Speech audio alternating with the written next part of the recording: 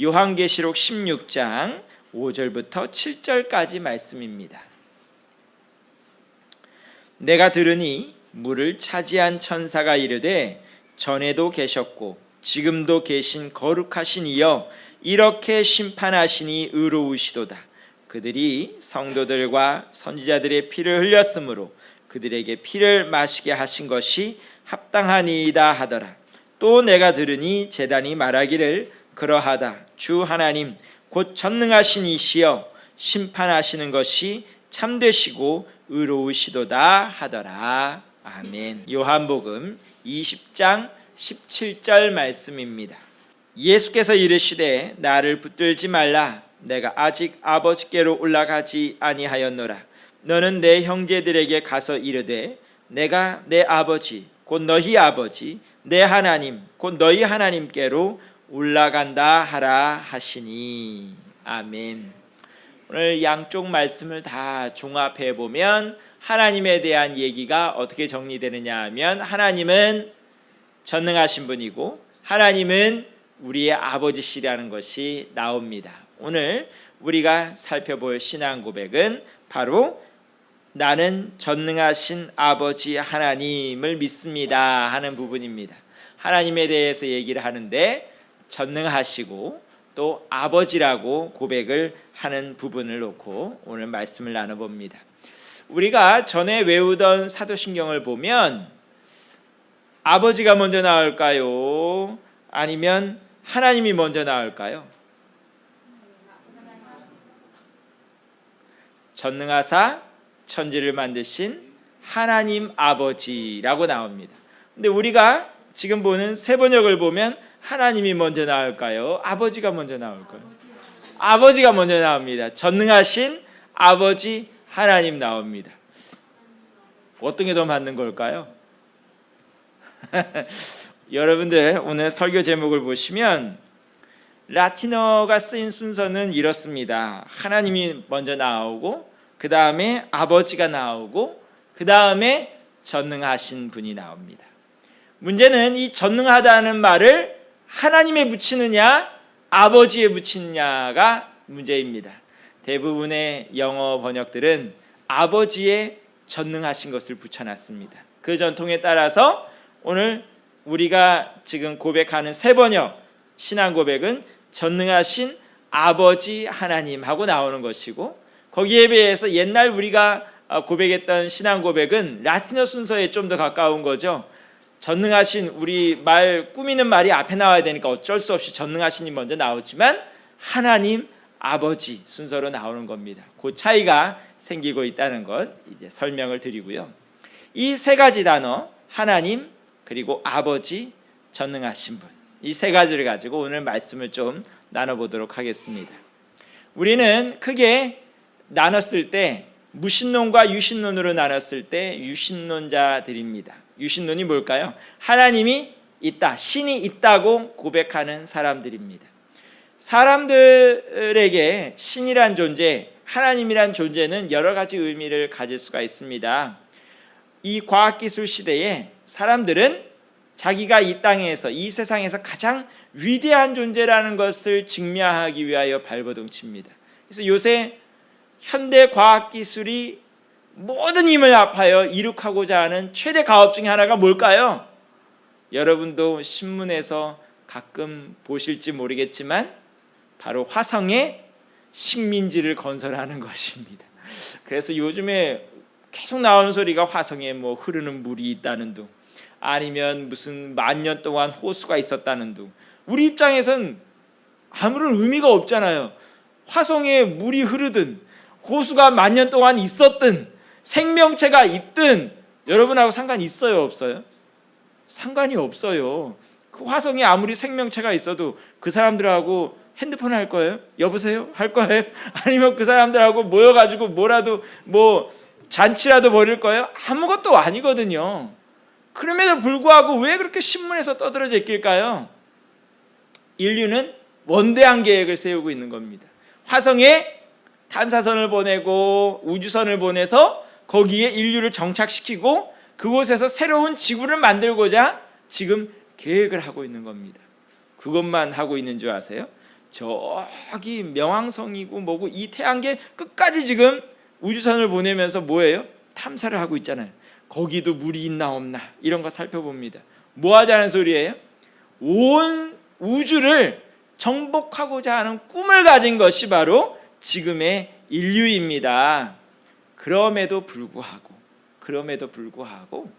우리는 뭘 고백하는 사람들일까요? 우리와는 차원이 다른 존재가 계시다는 것을 고백하는 사람들입니다. 아무리 우리가 현대과학기술이 발전하고 우주로 날아가고 화성에 식민지를 짓는다 할지라도 우리가 하나님과 동급이 될 수 없다는, 우리보다 한참 뛰어나고 우리를 직접 만드시고 우리와는 차원이 다른 분이 계시다는 것을 고백하는 사람들입니다. 하나님의 권위에 소위 말해서 우리보다 우월한 존재가 있다는 것에 대해서 마음에 들지 않았던 것, 우리 현대 인류만이 아니라 수천 년 전에 인류도 역시 마찬가지였습니다. 그래서 창세기를 보면 11장을 보면 어떤 사건이 일어나느냐 하면 바벨탑을 쌓는 사건이 일어납니다. 바벨탑 내용이 뭐냐 하면 사람들이 탑을 쌓습니다. 성을 크게 높이 올립니다. 높이는 이유가 뭘까요? 하나님과 만나자. 하나님께서 우리한테 내려오는 것이 아니라 우리가 하나님이 있는 곳까지 건물을 한번 지어보자. 끝까지 어디까지 높이 짓나보자. 끝까지 올려보자. 그런데요, 하나님께서 진작에 막으셨기에 망정이지, 만일에 안 막으셨다면 어떻게 될 것 같아요? 대규모 붕괴 사건이 일어나서 아마 인류가 거기서 끝장났을지도 모릅니다. 우리나라에 100층 이상 되는 건물 한번 올리자고 우리 동네에서도 이제 워낙 높이 짓는지라 우리 동네에서도 보이는 건물이 하나 있죠.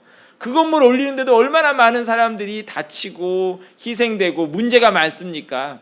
그런데 그 당시에 그 미천한 기술 가지고 하늘에 닿도록 성을 올리자는, 건물을 올리자는 계획이 얼마나 무모한 계획입니까?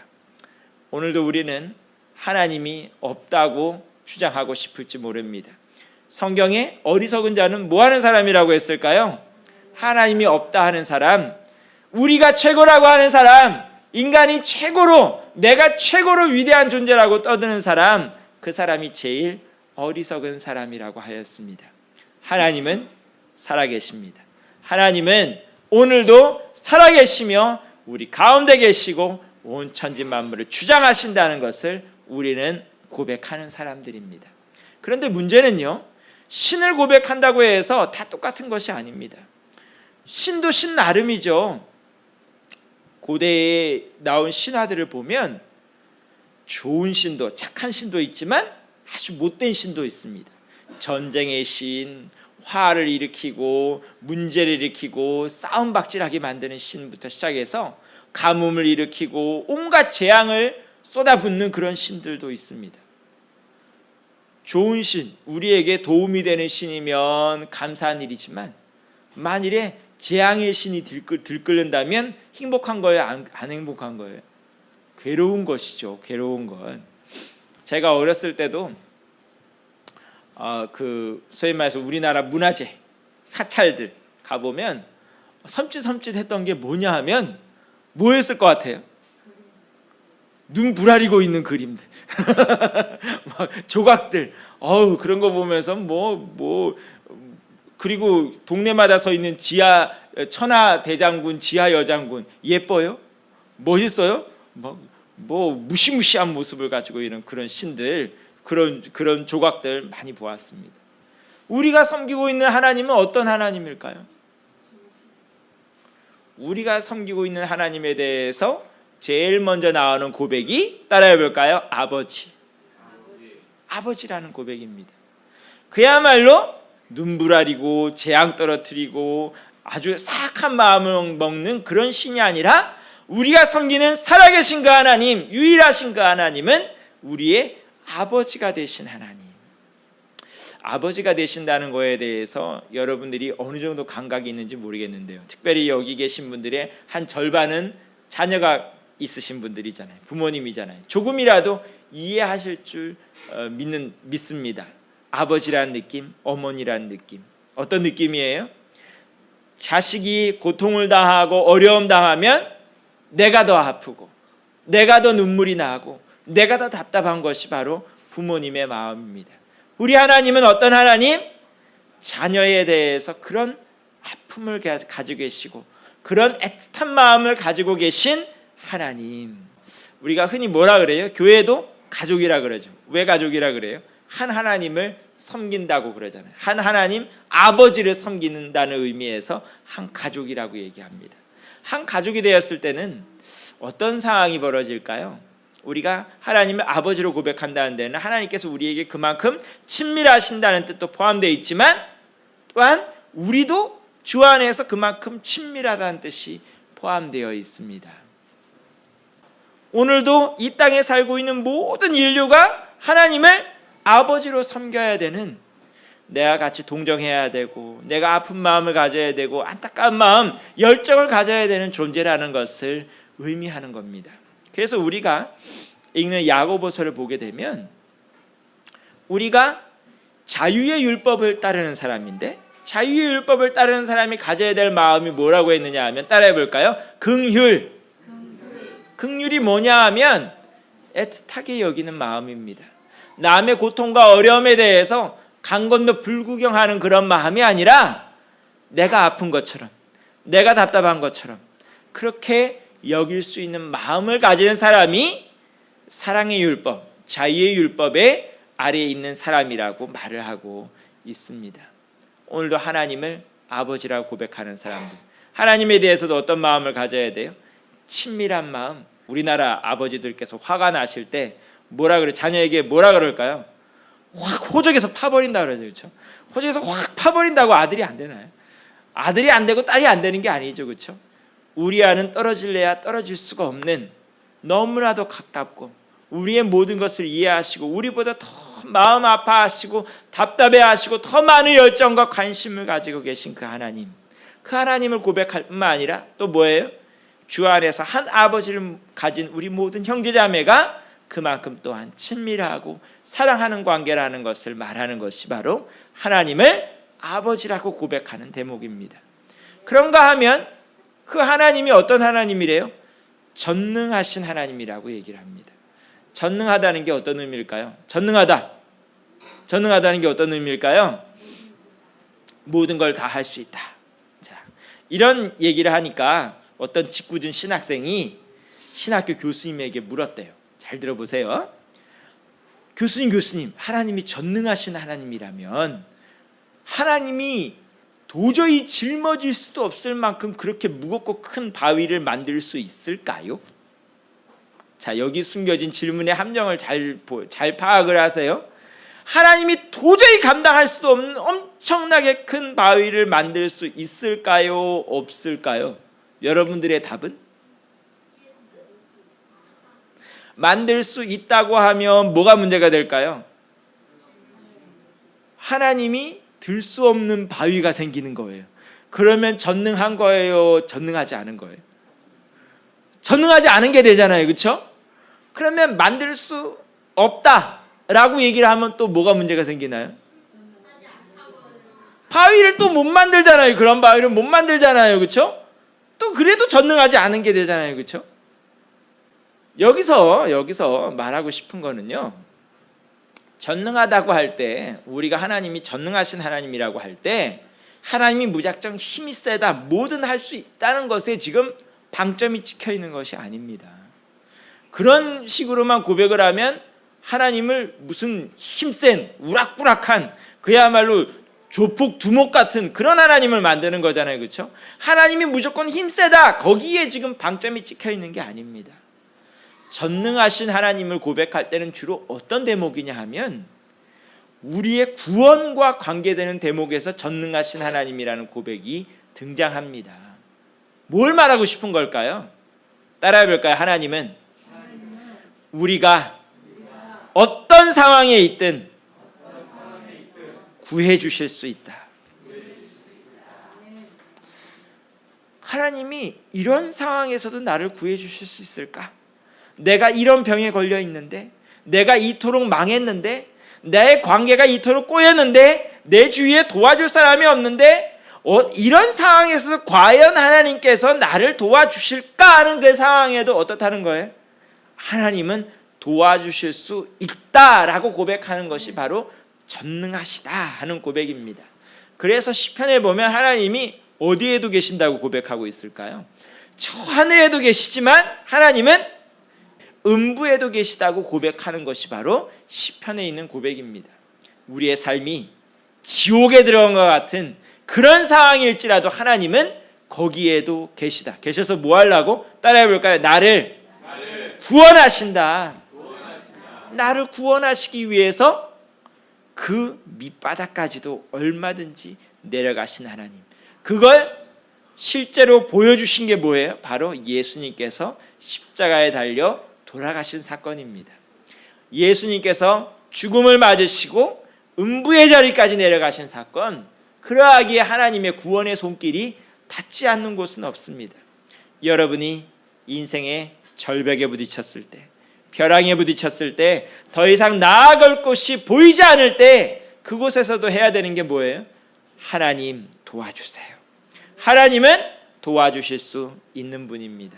그러하기에 우리가 자주 고백하는 시편 23편, 내가 사망의 음침한 골짜기를 지날지라도 뭐를 두려워하지 않아요?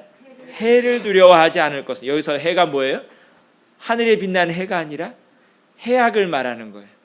우리에게 어떤 고통과 두려움과 엄청난 것이 몰려올 것을 두려워하지 않는 이유가 뭐예요? 주께서 나와 함께 하심이라. 멀리 떨어져 가지고 제가 나올 수 있을까 없을까 구경하는 하나님이 아니라 어떤 하나님? 나와 함께 하신 하나님. 그래서 다니엘을 보게 되면 어떤 얘기가 나오냐 하면, 다니엘의 세 친구가 느부갓네살 왕이 세운 금신상에 절하지 않고 버티는 대목이 나옵니다. 그 대목에서 느부갓네살 왕이 어떻게 했을까요? 아니 저것들이 내 명령을 어겨? 내가 만든 신상에 절하라고 하는데 절을 안 해? 그래서 어떻게 해요? 용광로에 집어넣어요. 용광로에 집어넣었는데 안 그래도 뜨거운 용광로를 평소보다 7배나 더 뜨겁게 만들었다고 했습니다. 그렇다고 해서 온도계를 넣어봤다는 소리가 아니고요. 그거 어떻게 넣어보겠어요? 그런 뜻이 아니고 뭐예요? 정말 무지막지하게 최대로 뜨겁게 만들었다는 소리입니다. 그리고 거기에 뭘 집어넣었대요? 다니엘의 세 친구를 던져 넣었대요. 얼마나 뜨거운지 던져 넣는 사람이 탈 정도로 엄청나게 뜨거웠대요. 몇 사람을 던져 넣었다고요? 3사람 던져 넣었대요. 근데 조금 있다 보니까 느부갓네살 왕의 눈에 몇 사람이 보였을까요? 4사람이 보였다고 했습니다. 3사람 집어넣었는데 3사람이 타서 순식간에 재가 돼야 되는데 그 3사람도 불 속에서 돌아다니고 있을 뿐만 아니라 누군지는 모르겠는데 거의 표현이 하나님의 아들 같은, 뭔가 이 3사람과는 구별이 되는 대단한 존재가 하나 그 불 속에 같이 있더라. 그래서 느부갓네살 왕이 어떻게 했을까요? 너무 놀래서 아니 이게 대체 어떻게 된 일이지? 하고 다니엘의 세 친구들 보러 나오라고 했습니다. 나와라! 그랬더니 어떤 모습이었다고 했을까요? 새까맣게 재 뒤집을 쓰고 있었대요. 아니요, 머리카락 하나도 타지 아니하고 멀쩡한 모습으로 나왔다. 몇 사람이 나왔을까요? 3사람이 나왔어요. 그럼 나머지 그 한 사람은 어디 있을까요? 오늘도 하나님, 우리가 풀문불 속에 들어가는 그 가운데서도 우리와 함께 하신 하나님을 보여주고 있는 겁니다. 멀리 떨어져서 야 니네들 좀 뜨겁겠네 하는 하나님이 아니라 뭐예요? 나도 같이 불 속에 뛰어드신 하나님. 그것이 바로 전능하신 하나님의 모습입니다. 야 나 힘센 것 보이지? 하고 알통 보여주는 하나님이 아니라 어떤 하나님? 나와 함께 불 속에도 물 속에도 들어가셔서 나를 건져내시는 하나님. 오늘 제가 주보에 여러분들에게 다 써놓은 대목이 뭐냐 하면요, 하이델베르크 요리문답이라는 거예요. 이게 뭐냐 하면 마틴 루터가 16세기에 종교개혁을 일으킨 후에 얼마 되지 않아서 하이델베르크에서 종교개혁자들이 모여서 신앙 고백문을 만들었는데 그것을 묻고 대답하는 형식으로 만든 겁니다. 그래서 거기 나오는 일부를 제가 여러분들에게 소개해 드리고자 합니다. 보면 질문이 어떻게 떨어지냐 하면, 전능하신 성부 하나님, 천지의 창조주를 나는 믿사오며 라고 고백할 때 당신은 무엇을 믿습니까? 라고 질문하면 그 교회에 모인 사람들은 어떻게 대답하느냐 하면 잘 들어보세요. 우리 주 예수 그리스도의 영원하신 아버지께서 아무것도 없는 중에서 하늘과 땅과 그 가운데 있는 모든 것을 창조하셨고 또한 그의 영원한 작정과 섭리로서 이 모든 것을 여전히 보존하시고 다스리심을 믿으며 이 하나님께서 그의 아들 그리스도 때문에 나의 하나님과 나의 아버지가 되심을 나는 믿습니다. 자, 여기서 주목할 건 뭐예요? 원래는 예수님의 아버지셨지만 예수님을 통해서 어떻게 됐다고요? 그 하나님이 나의 아버지가 되는 줄 믿습니다 하고 고백하는 겁니다. 그리고 뭐라고 고백하는지 보십시오. 그분을 전적으로 신뢰하기에 그가 나의 몸과 영혼에 필요한 모든 것을 채워주시며 이 눈물 골짜기 같은 세상에서 당하게 하시는 어떠한 악도 합력하여 선을 이루게 하실 것을 나는 조금도 의심치 않습니다. 뭐예요? 이 땅이 아무리 험악하고 괴로울지라도 이 모든 것이 합력하여 선을 이루게 하신 하나님에 대해서 고백을 합니다. 그리고 나서 고백하는 걸 잘 들어보세요. 그는 전능하신 하나님이시기에 그리하실 수 있고 신실하신 아버지시기에 그리하기를 어떤다고요? 원하십니다.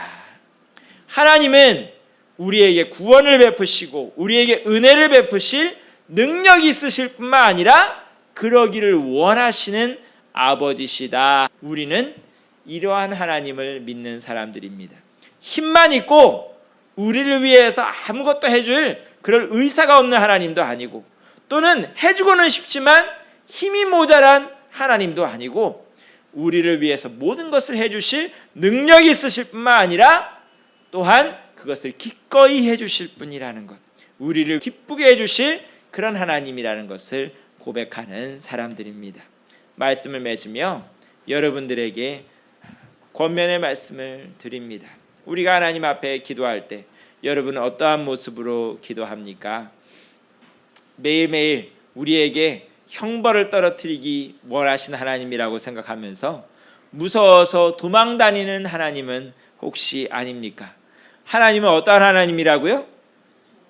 좋으신 하나님, 우리의 아버지 되신 하나님, 우리의 모든 것을 헤아리시며 기꺼이 주기를 원하시는 하나님 아버지, 무엇이라도 해주기를 원하시는 하나님이시라는 것을 믿으신 여러분들이 되기를 원합니다.